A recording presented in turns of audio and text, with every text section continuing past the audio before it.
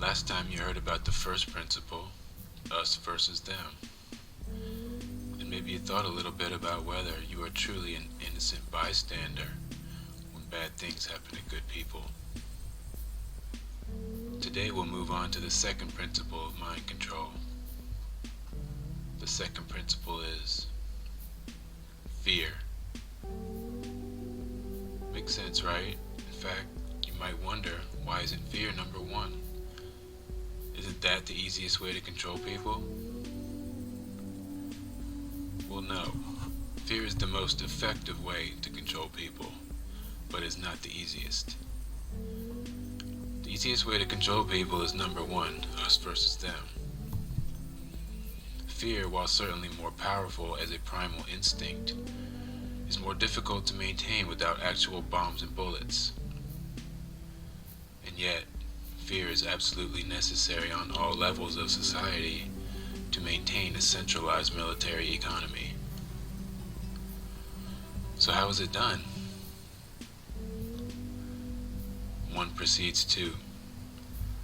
Because if we're going through the effort of inducing fear, we have to provide something to be afraid of. This isn't a nameless fear we're inducing. The fear has to be directed properly into the machine to make it run. That's where us versus them comes in. At first, it was a small step to accept us versus them in your life. Because, let's face it, people are idiots. And at some point, you accepted that they are who they say they are. And of course, you wanted no part of them, so you joined an imaginary we to huddle in safety against the imaginary they. Understandable on many levels, to retreat from the horror. The problem is, when you created that imaginary they, you told yourself a lie. Just a little lie, a little ego deflection. But the little lie began growing when you got so concerned about the imaginary they that you gave in and joined the imaginary we. And then the lie grew even larger when you began to suspect that the opposite team was to blame for all the world's ills. Because that little lie, the one you originally let in, once inside the us versus them stadium, snuck around and unlocked the back gate when no one was looking, for something else to sneak in. You know what it was? Fear. Now, fear itself, I don't have to explain that. Fear is all the things that they will do to you if they get the chance. And if you're living with an us versus them that is somehow important to you or imminent in your life, isn't that the first thing you want to know when you meet someone? What side are you on? Because you've already divided yourselves into us versus them, so it's really only natural that you start fighting. The instinct is real. It can bring out noble and extraordinary feats.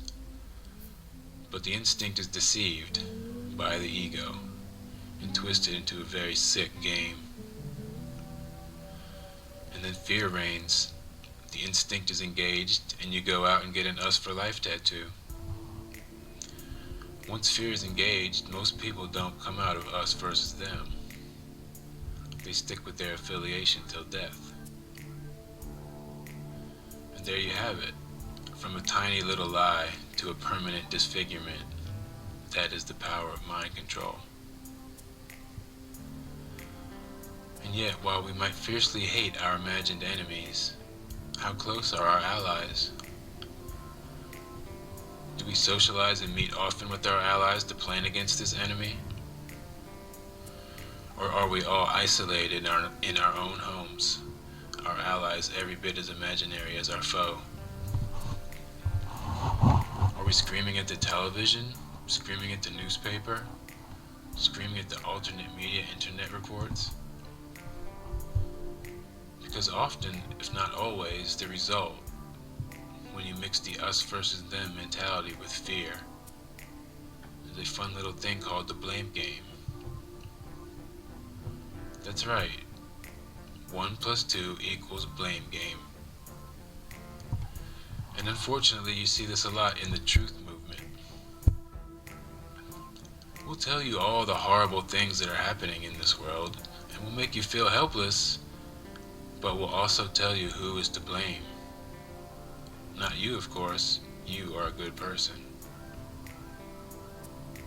Is this what our resistance amounts to? Blame the left or the right, whichever you are not, of course. Blame the Muslims. Blame those terrorists, just nuke them all, and the world will be sweet. Blame black people, of course. Blame immigrants. Blame Whitey. Can't leave that out. Blame cops. Blame politicians. Blame corporations. Oh, and blame the Jews. Definitely gotta blame the Jews. What's that? You meant different Jews? Fake Illuminati Euro banker Jews?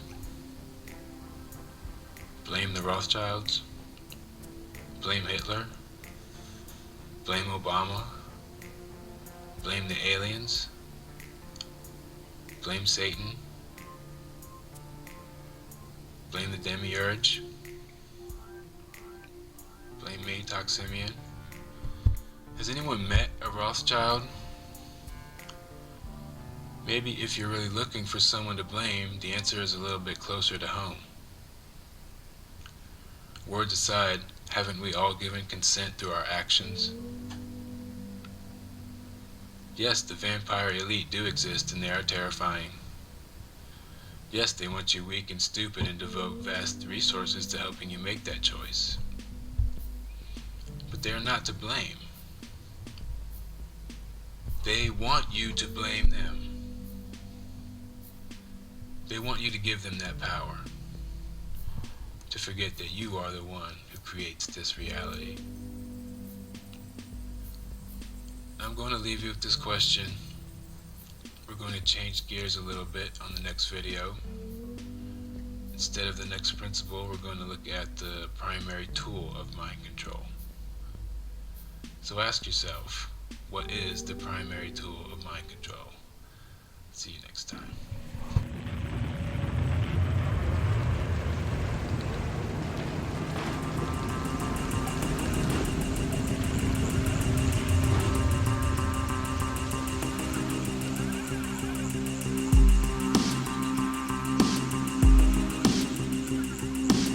Praying for cataracts 'cause I